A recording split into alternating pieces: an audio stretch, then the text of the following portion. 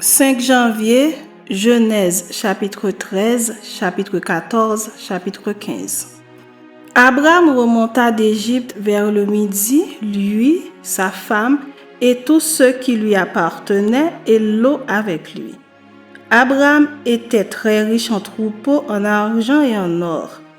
Il dirigea ses marches du midi jusqu'à Béthel, jusqu'au lieu où était sa tente au commencement entre Béthel et Haï, au lieu où était l'autel qu'il avait fait précédemment.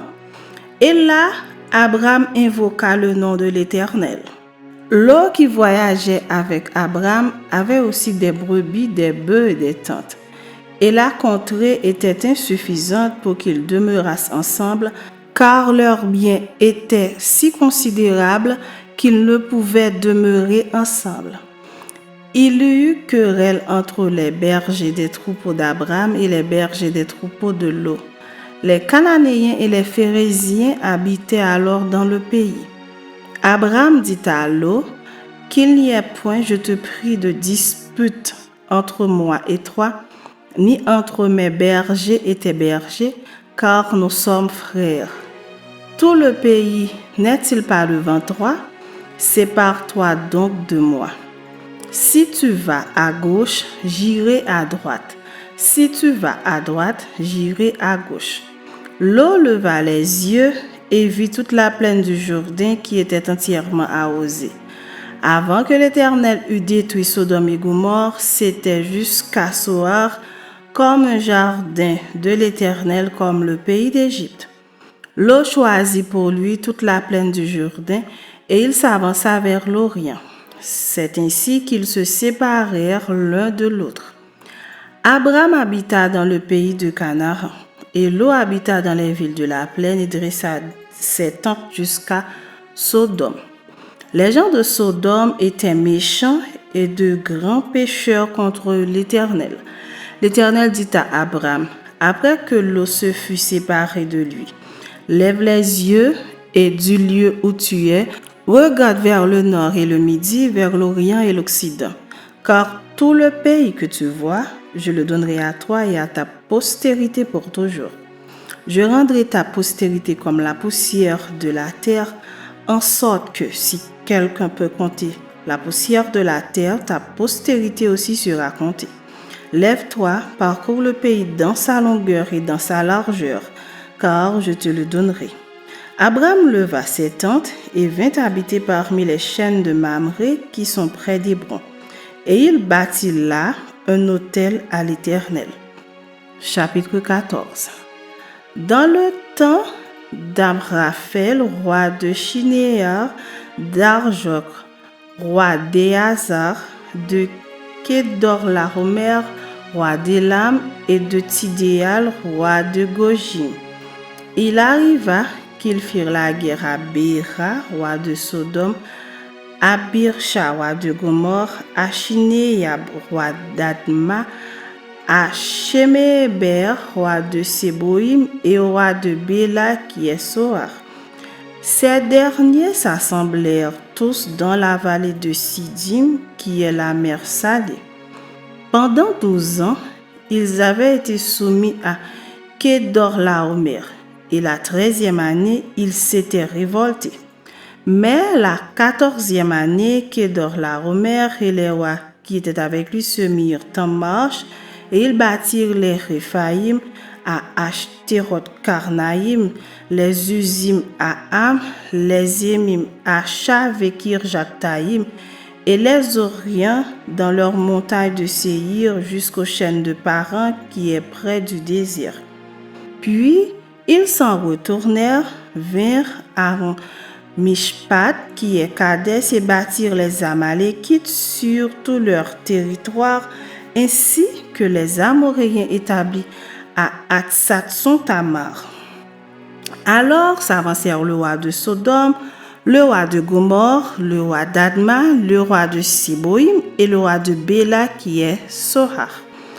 Et ils se rangèrent en bataille contre eux dans la vallée de Sidim, contre Kédorlaomer, roi d'Élam, Tidéal, roi de Gojim, Amraphel, roi de Shinéar, et Arjok, roi d'Éazar, 4 rois contre 5. La vallée de Siddim était couverte de puits de bitume. Le roi de Sodome et celui de Gomorrhe prirent la fuite et y tombèrent. Le reste s'enfuit vers la montagne. Les vainqueurs enlevèrent toutes les richesses de Sodome et de Gomorrhe et toutes leurs provisions, et ils s'en allèrent. Ils enlevèrent aussi avec ses biens Lot, fils du frère d'Abraham qui demeurait à Sodome, et ils s'en allèrent. Un fuyard vint l'annoncer à Abraham, l'Hébreu. Celui-ci habitait parmi les chaînes de Mamré, l'Amoréen, frère d'Eshcol et frère d'Aner, qui avait fait alliance avec Abraham. Dès qu'Abraham eut appris que son frère avait été fait prisonnier, il arma 318 de ses plus braves serviteurs nés dans sa maison, et il poursuivit les rois jusqu'à Dan. Il divisa sa troupe pour les attaquer de nuit, lui et ses serviteurs. Il les battit et les poursuivit jusqu'à Koba, qui est à la gauche de Damas. Il ramena toutes les richesses, il ramena aussi Lot son frère avec ses biens, ainsi que les femmes et le peuple. Après qu'Abraham fut revenu vainqueur de Kédorlaomer et des rois qui étaient avec lui, le roi de Sodome sortit à sa rencontre dans la vallée de Chavé, qui est la vallée du roi. Melchizedek, roi de Salem, fit apporter du pain et du vin. Il était sacrificateur du Dieu Très-Haut. Il bénit Abraham et dit, « Béni soit Abraham par le Dieu Très-Haut, maître du ciel et de la terre. Béni soit le Dieu Très-Haut qui a livré tes ennemis entre tes mains. » Et Abraham lui donna la dîme de tout. Le roi de Sodome dit à Abraham, « Donne-moi les personnes et prends pour toi les richesses. » Abraham répondit au roi de Sodome, « Je lève la main vers l'Éternel, le Dieu Très-Haut, maître du ciel et de la terre. Je ne prendrai rien de tout ce qui est à toi, pas même un fil ni un cordon de soulier, afin que tu ne dises pas, j'ai enrichi Abraham, rien pour moi. Seulement ce qu'ont mangé les jeunes gens et la part des hommes qui ont marché avec moi, Aner, Eshcol et Mamré, eux, ils prendront leur part. » Chapitre 15. Après ces événements, la parole de l'Éternel fut adressée à Abraham dans une vision, et il dit, « Abraham, ne crains point. Je suis ton bouclier et ta récompense sera très grande. » Abraham répondit, « Seigneur éternel, que me donneras-tu? Je m'en vais sans enfant, et l'héritier de ma maison, c'est Eliezer de Damas. » Et Abraham dit, « Voici, tu ne m'as pas donné de postérité, et celui qui est né dans ma maison sera mon héritier. » Alors la parole de l'Éternel lui fut adressée ainsi. « Ce n'est pas lui qui sera ton héritier, mais c'est celui qui sortira de tes entrailles qui sera ton héritier. » Et après l'avoir conduit dehors, il dit, « Regarde vers le ciel et compte les étoiles si tu peux les compter. » Et il lui dit, « Telle sera ta postérité. » Abraham eut confiance en l'Éternel qui le lui imputa à justice.